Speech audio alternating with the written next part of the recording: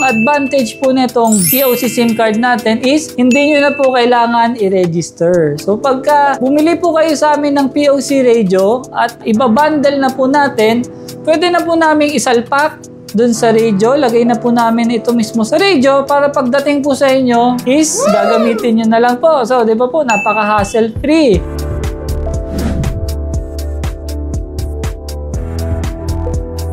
Hi, magandang araw mga ka-POC Radio. So, matagal kami hindi nag-video ngayon pero dahil meron akong i-share sa inyo, meron akong i-offer sa inyo na bago naming SIM card para po sa ating mga POC Radio. So, baka po nahirapan kayo gamitin yung mga prepaid SIM card natin katulad ng Globe and Smart or yung iba baka gumagamit pa ng Dito Telecom.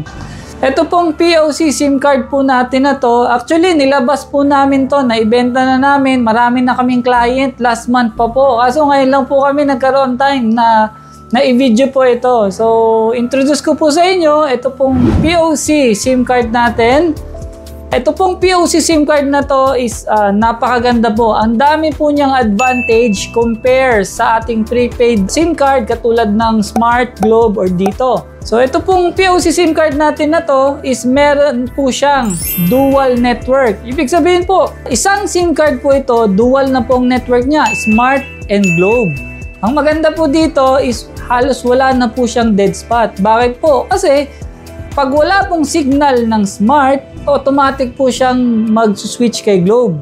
And also, pag wala pong signal kay Globe, mag-switch naman siya kay Smart. So, ang maganda po niya, katulad po ni Hytera, single SIM card lang po ang kanyang POC radio. So, pwede na po kayong mag-dual network.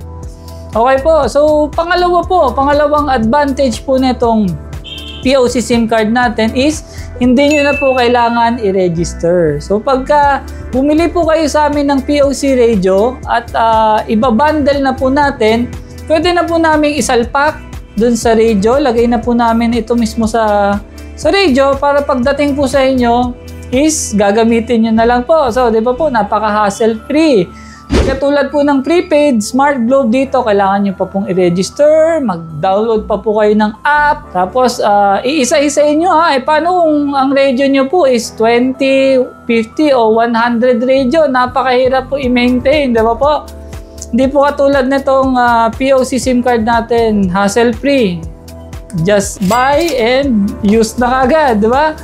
And also, isa pa pong advantage nito guys, hindi lang po ito sa Pilipinas magagamit. Pwede po ito sa Asia, yung mga bansa sa Asia. For example, South Korea, pwede rin po sa China, sa Macau, Hong Kong, Taiwan. Pwede rin po ito sa Thailand, Malaysia, Cambodia, Singapore, Vietnam. And also, pwede rin po ito sa Indonesia, syempre sa Philippines. Meron din pong Australia at France. Pwede rin po. And also, pwede rin po sa Japan. Pero medyo higher package po siya. Pero pwede rin po ito sa Japan. So, kahit saan po kayo magpunta, hindi nyo na po kailangan mag-roaming. So, ako po, na-try ko. Nag-roaming ako noon sa South Korea. Gumastos po ako ng 250 pesos per day. So, yung 3 days ko po doon, gumastos po ako ng 750 para lang magamit ko yung aking POC radio. So, with this POC SIM card, hindi nyo na po kailangan na mag-roaming. So, sa cost niya po, sa yearly cost neto, kasama na po, included na. And lastly po, isa po sa magandang features netong SIM card na to, hindi na po kayong mahirapan mag-maintain. Bakit? Kasi meron na po itong free online dashboard. So, yung free online dashboard natin, kahit 50, 100 po ang inyong SIM card, mamamanage nyo po sa isang dashboard lang. So, napakaganda po. Hindi na po mahirap gamitin. So, pag kailangan nyo po itong POC SIM card, gusto nyo pong mag-upgrade from prepaid, gusto nyo pong mag-upgrade to ating global POC SIM card, click nyo lang po yung link button natin sa baba. Diyan po sa website namin. Pwede nyo rin po bilhin ito sa Shopee and Lazada. So, nandun na po, pati pricing, lahat po ng details nakalagay po doon. So, ayan po, pag may tanong pa po kayo dito, pwede nyo po akong tawagan. 0927-8800-660 or ang aming sales phone 0908-747-2222. Pwede rin po kayo mag-message sa aming website www.buyradios.ph.